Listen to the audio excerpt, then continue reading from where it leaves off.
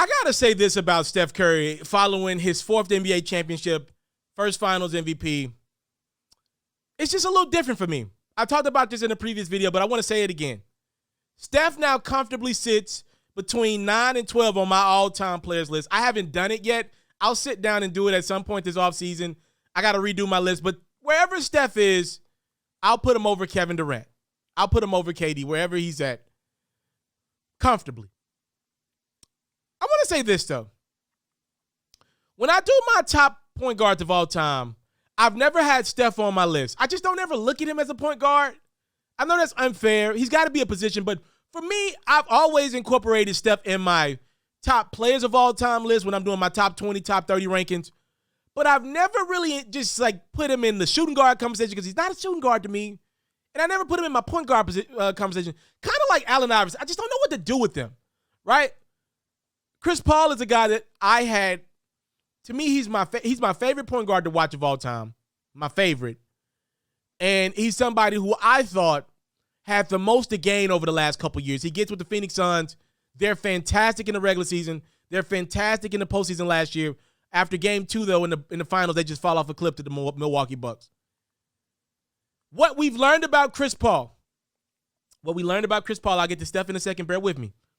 What we learned about Chris Paul is when there's a younger, better talent that is not mentally weak, when that younger, better talent looks you in the eye and says, OG, you great and all, but I'm better than you, Chris Paul will fold.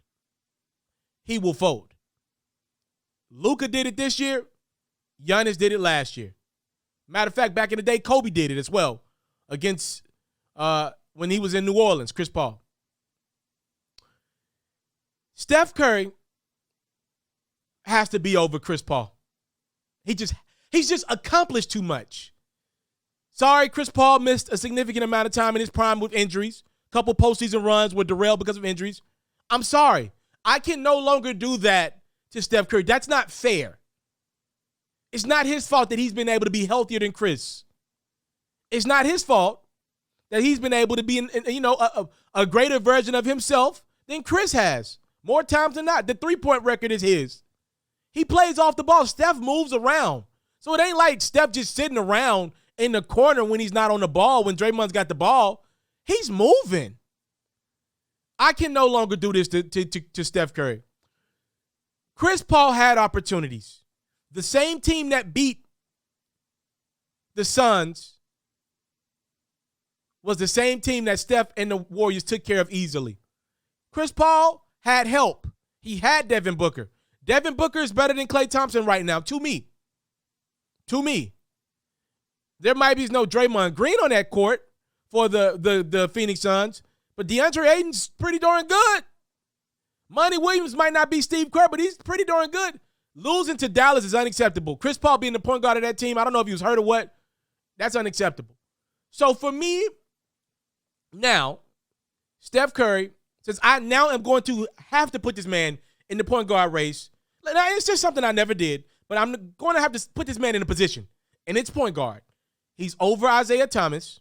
He's for sure over Chris Paul. And now, to me, he stands only behind Magic Johnson. Steph Curry is the second greatest point guard of all time. I think a Finals MVP holds that much weight.